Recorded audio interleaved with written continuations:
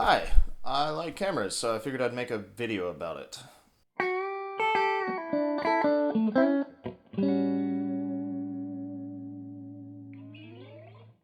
This is my first time doing anything like this, so pardon the jump cuts and the awkward. Can't really do anything about that. I have a lot of old cameras. I didn't even mean to start collecting them, but here we are. They're just different. They have a cool physicality to them, all the different knobs and, things that don't make any sense, like this little, I don't know, just cold clips and random weird things. So the thing that started this whole mess for me was the Polaroid Colorpack II.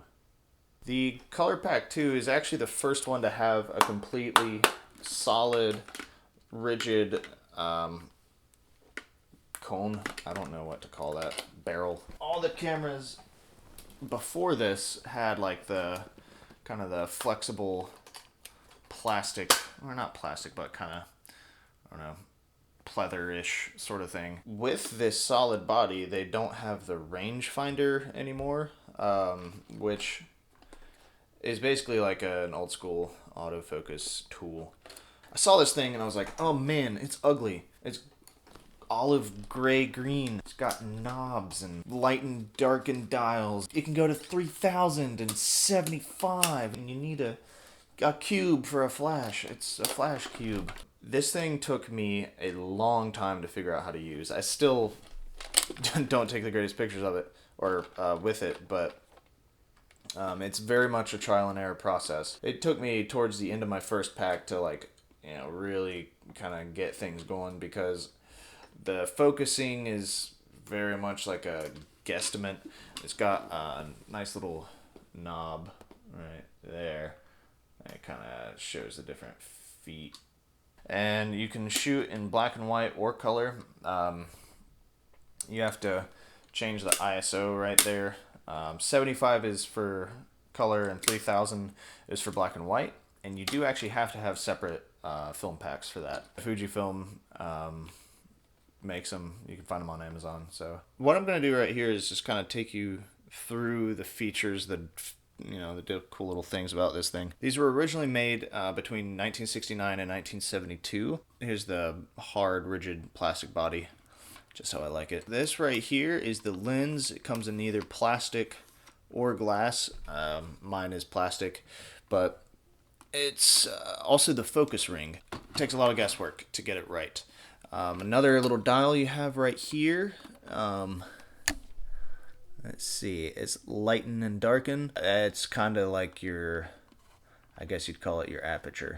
Again, a lot of guesswork. It has like a little arrow right there that you turn it to for standard lighting, I guess.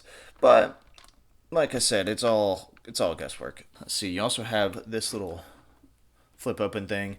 I don't have any flash cubes, but you would just pop one in there. The only company still making film for these kinds of cameras is Fujifilm. You got right here the FP100C pack. It's got 10 exposures in this cartridge, so you gotta be careful with how you shoot.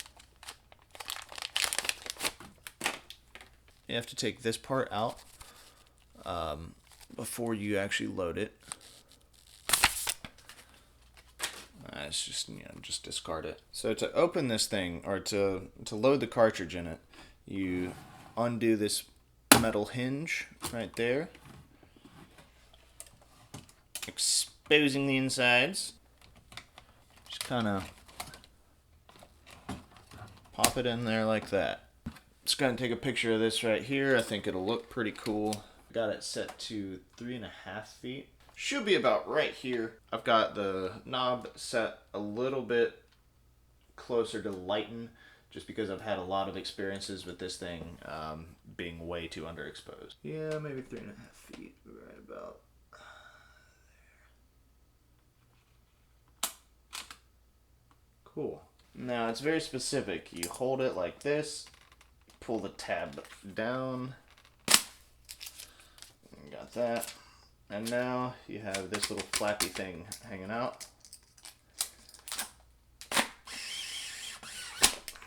And then you get it popped in here. You don't have to do this, but I like doing it because it's cool. Put cold clip between body and arm under coat. Develop pictures for 60 seconds. Hopefully it turns out all right as a picture goes. Let's see, it's been I don't know, about a minute. Yeah, so we got the cold clip. It's been developing under my armpit, as it says. This can just go right here for now. And you just kind of peel it apart. And there we go. It's kind of a crappy picture, but I think it's awesome. It's a little underexposed, like I said, is my tendency. Even though there's plenty of light in here, and I set it to lighten, or closer to lighten than darken. But that's just how it goes sometimes. Got like a cool little distortion right here. It's just it's that kind of stuff that like I love physical real pictures. You know, it looks like an Instagram filter, but I don't know, it's all complete. It's just how the picture came out, and you know, I just have to live with that. I have a lot of other cameras to review, so I'm sure I'll be doing those at some point, whether or not you guys liked it. So, I guess for now, let me know what you think. Constructive criticism is always nice. And just take a picture every now and then. See what turns out.